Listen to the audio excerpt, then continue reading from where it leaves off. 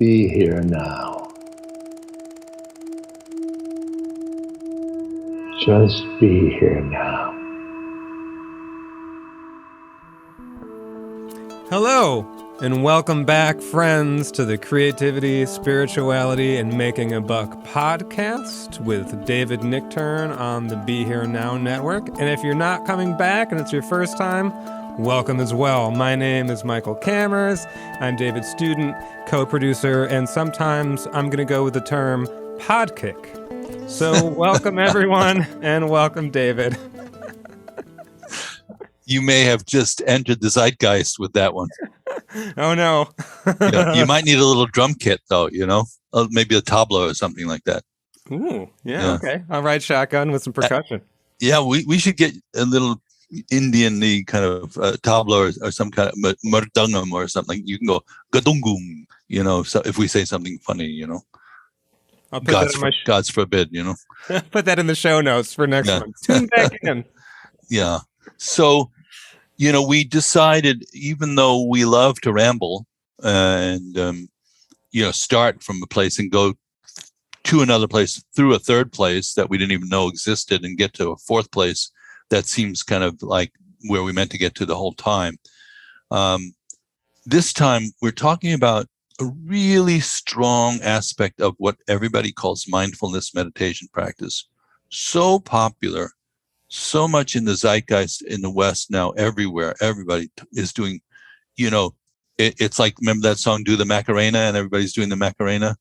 Oh boy, do I remember that song. I was like towards the end of my high school career, so it was full Macarena saturation. Right. So this would be Do the Mindfulness, and everybody's got a version of it, and it's also something that has become, like memes do, almost a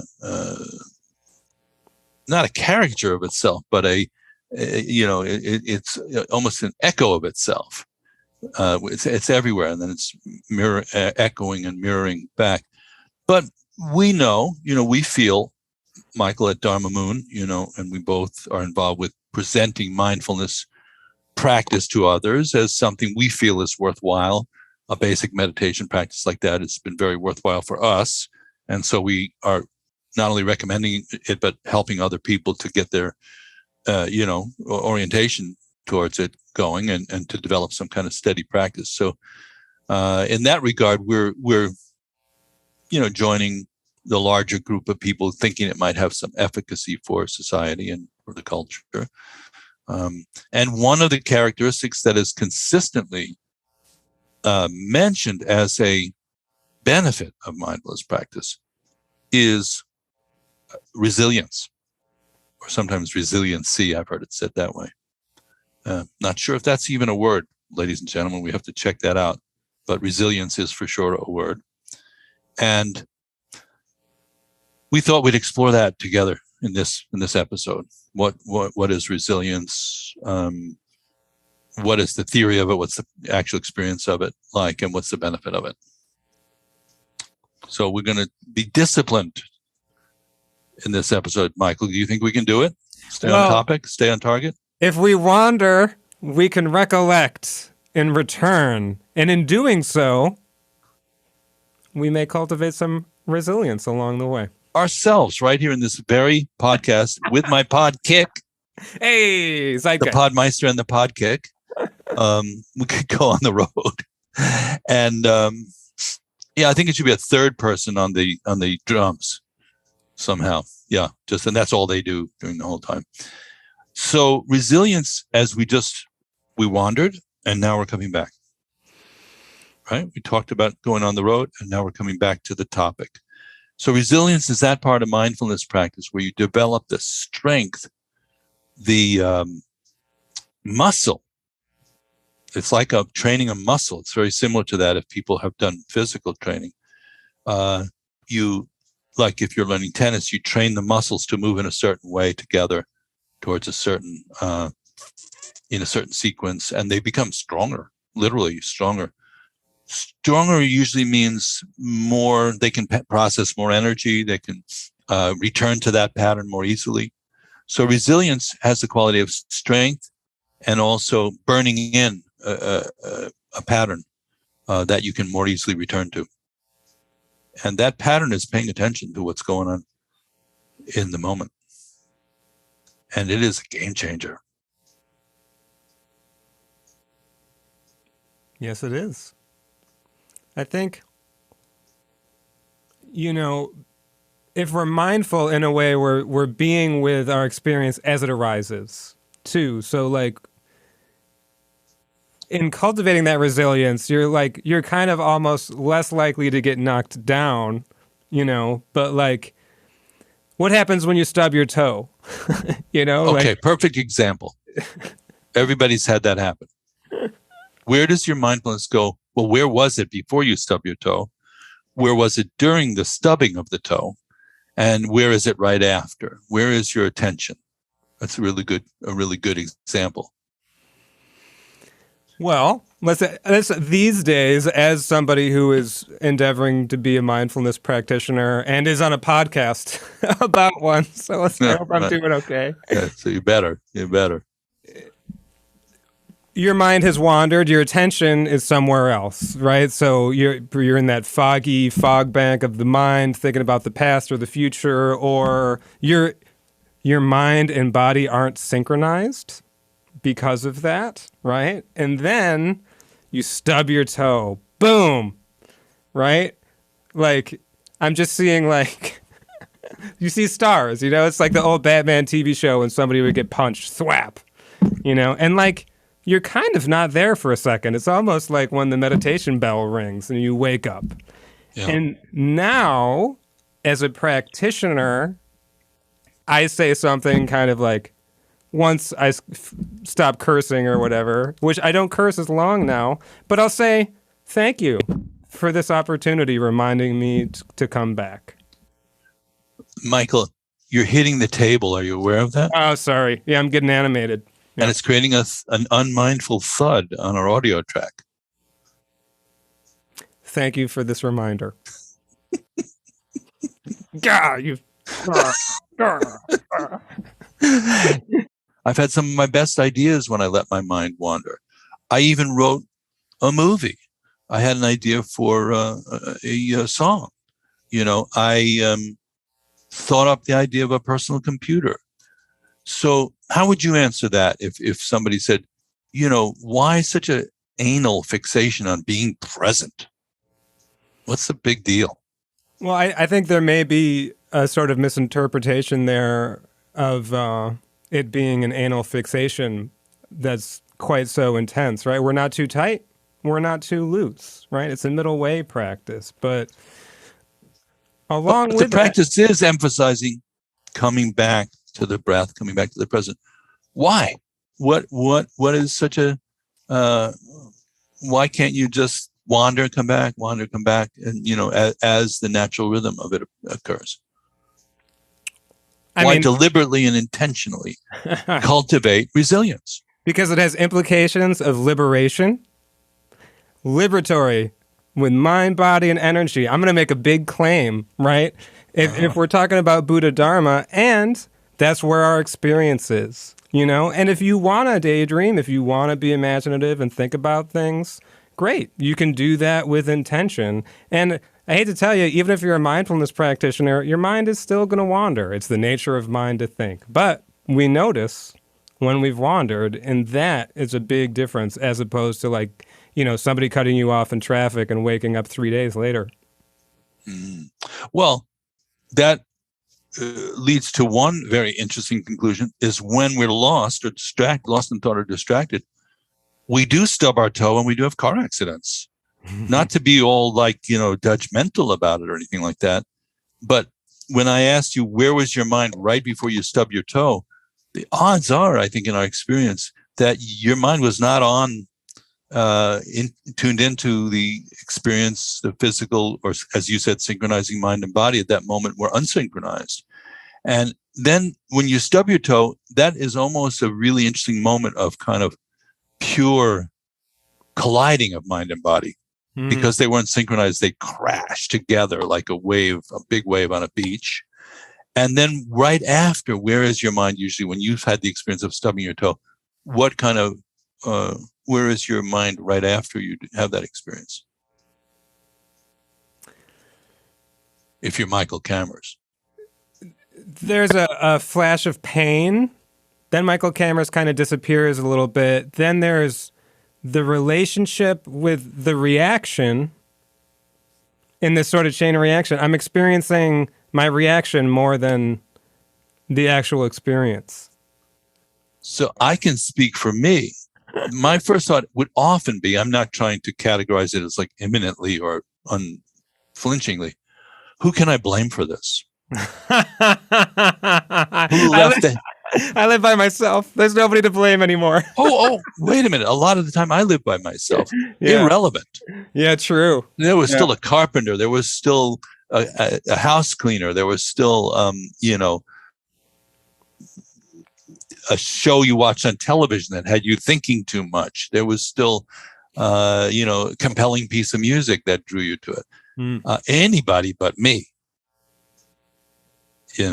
So I don't know. That's probably my kleshas firing and my way of, processing previous karmas, in which I look and I go, who can I blame for this? And one of the really powerful aspects, I think, of our practice, and it's hard to say this because it sounds judgmental and it sounds sort of too programmed. There is no one to blame for this.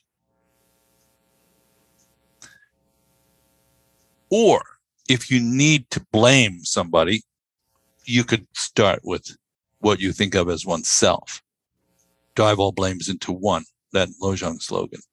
But it goes contrary. So we come back suddenly. If we're mindful, we don't stub the toe in the first place. I think, I'm trying to think of ever me seeing one of the great lamas do something just mindless and crash into a door, or even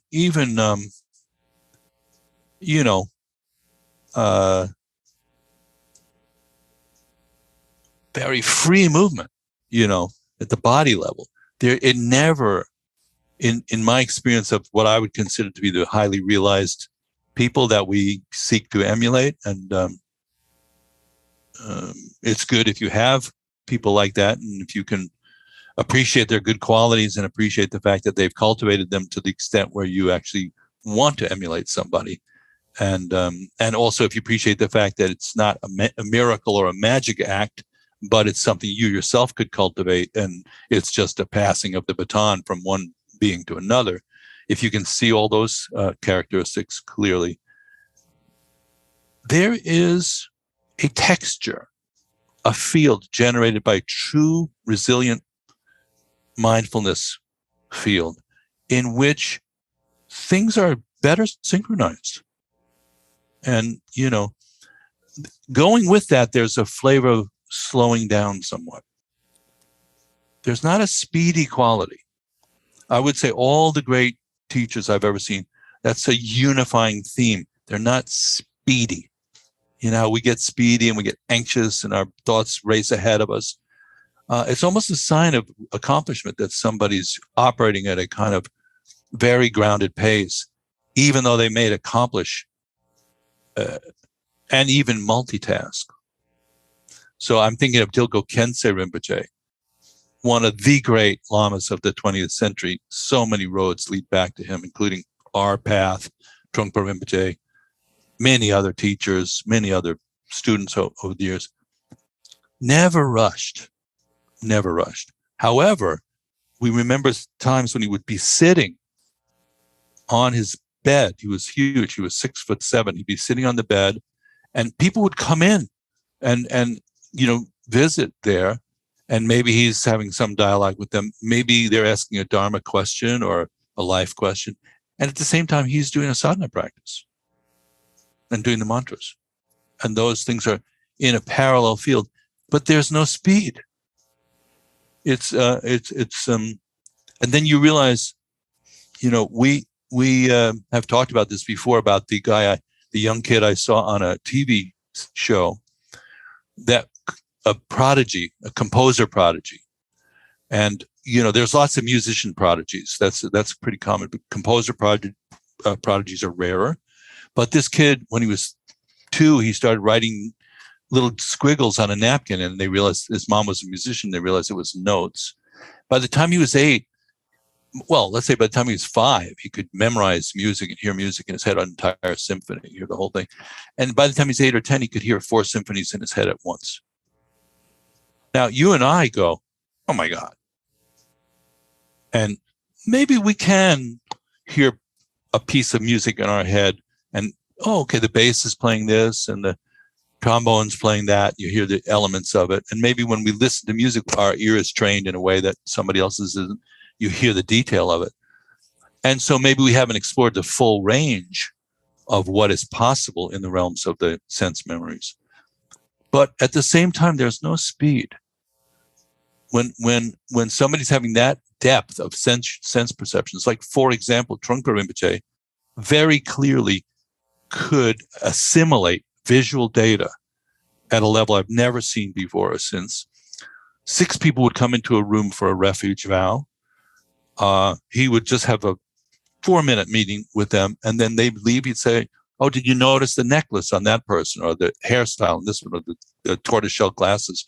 It was like visually imprinting at a complete level of detail, but there was no speed. So it's almost like great athletes. They're moving very slow, even when they're moving fast. And that's training in resilience. And there's no panic, there's no speed. And there's a strong ability, if there's a little wandering, to zero in, to come back very quickly. And we start with the kind of slow motion version of that. Like when we're meditating, we think blah, blah, blah, blah, blah for like 2 minutes. And then, and then she did this and I said that, and then we're getting all upset about it. And then you have a little moment, you go, thinking. And we come back, we train our mind and resiliency to come back, as you said, to that very simple experience, mindfulness of the breath. And we wander, we come back, we wander, we come back. And the training is not learning how to quiet the mind or how to stop the mind or how to sustain the feeling of being present. It is simply the art of noticing, and coming back gradually becomes a kind of muscle. There's a strength in it. And then it's just not that, for a strong person to lift a bench, it's not that hard.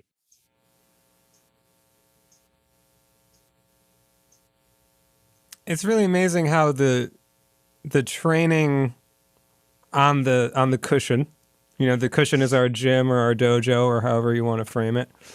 The experience is so simplified, intentionally, right? Like the technique is so simple. I hit my. That's it. You noticed. Immediately, I noticed. I had 2 Italian grandmas, so I talk with my hands. It's something I need to work on when I'm teaching, but it's so simple, and we just see so clearly. This is a thought. It arises. It's there for a second. It dissipates. Everything does that. That's conditional, et cetera, and you're saying, like, you train to pick up something heavy. They also train to put it down, though, right? Like, if you're really training. So I think in that way, similarly, a lot of people think, like you said, you're not holding on to it, right? Like, we're training in, if somebody's lifting weights, they pick it up. We're placing our attention. Then they put it down. That takes training, too. So we don't put our mindfulness down, but we notice when we wander. It's not just the placement. It's also the alertness that when we notice we wander. And we talk about it all the time on the podcast, but it's so important because it's just like, I think before you start practicing, you just think you got to hold on to it, but you can't hold on to awareness because it's not an object. Well, and neither are you, so there's nobody to hold it either. I mean, if you really get into it. And there's I've been talking about this with mindfulness practice and sort of incorporating this sensibility into my own practice, which is we think we're holding a balloon string with ideas and thoughts in it. Those cartoons, and we pop the balloon and we go thinking, and then that person who was holding the string now is just coming to a much simpler experience, which is a tactile experience or a sensory experience of breathing or listening or whatever you have. But when you look at who's holding the balloon string, and you have some sense of some form of being or cognition or that's holding it, and if you release the string, so first you pop the balloon, then there's a lot more space, and then you're still holding the string, which is the thread of somebody's doing something. And what happens when you can, if you can not do this conceptually, but experientially, release the string of somebody doing something? I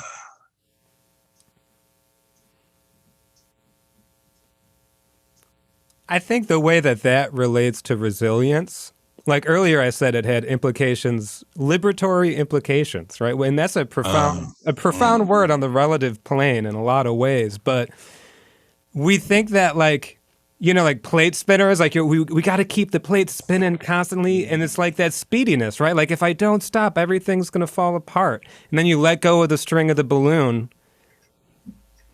and awareness is still there. You don't need to fabricate it. But how is that different from, let's say we're obsessed and we keep spinning the plates, like we're paying our rent and we're getting our car tires inflated and we're doing various things. If we let go of those the wrong way, our life falls apart in the wrong way. That's not liberatory. That gets into further and further entanglement. So that comes, we go around full circle there. And what is the way to let go, which includes having the proper relative relationship to a world, either for your own benefit or possibly for the benefit of others, where you are freed up from petty concerns, but you still have retained some relationship to practical, grounded concerns and also non-petty concerns, if you can differentiate between those two. I'm not going to attempt to do that for somebody else. Like Monica and I went into town today to get some groceries. It's so cold out today. And, my first thought was, how quickly can I get back into the car, get back to the house and get our stuff done? And her first thought is, there's people right now freezing to death out on the streets. That's a bigger thought. And I'm not saying you have to kind of artificially crank that up and feel good about yourself for being a compassionate hero. But the mind expanding in that way, it dented my heart when she said that. And I just thought, God, I'm so selfish and so self-absorbed. And many of these great saints that we love are not. And even if only falling in love with them and emulating something about them is our road to becoming 1 inch less self-centered and more compassionate, that is, a good outcome. And the fact that beings who are liberated, the way you're talking about it, and I feel like we've met some of them. So we're not just talking about fiction here or a utopian ideal. Clearly, the sign is a relentless, patience-drenched, almost greedy sense of encompassing others in the field of well-being. That's worth noting. Absolutely. And that ability to come back over and over again to our own experience and that resilience, like on the Hinayana level, we got to clean our own room, and like being able to come back to your own experience when it's uncomfortable is resilience. It's also compassion. You're including yourself in your circle of compassion by being willing to be with your experience and having the belief or the knowledge that your awareness and space are bigger than that and can be held by it, And to me, that's inspiring. That inspires me to meet the world with resilience over and over again and try and do better and act more skillfully and more compassionately. Thank you, everybody. Thank you, Michael. Thank you, David. Be well, everybody, and take good care. Thank you. There you have it, folks. Our resilience episode of our 3 R's of Mindfulness mini-series of our David's View sub-series of the Creativity, Spirituality, Making a Buck podcast. We sincerely hope you enjoyed listening to it as much as we've enjoyed making it. Stay tuned for our final of the 3 R's series in 2 weeks with an episode on reactivity. I'm not sure I can take credit for coining the term podkick. It may have been a parallel development with our Dharma Moon colleague Brittany Valentino who mentioned it, or somebody else out in the podverse. But either way, I'm grateful to be here in the podkick seat. That being said, I'd like to make a quick correction from a previous episode of a statement I made, incorrectly referring to the Sanskrit term prajna as clear seeing. Prajna is translated a number of ways, but discriminating awareness wisdom is a good one. Vipassana is often translated as clear seeing as well as insight. If you'd like to hear more about prajna, there's an episode with David on the Wisdom podcast with Daniel Aiken entitled Unsheathing the Sword of Prajna. It's a pretty good one, so if you'd like to learn more about prajna, listen to David and Daniel in discussion there.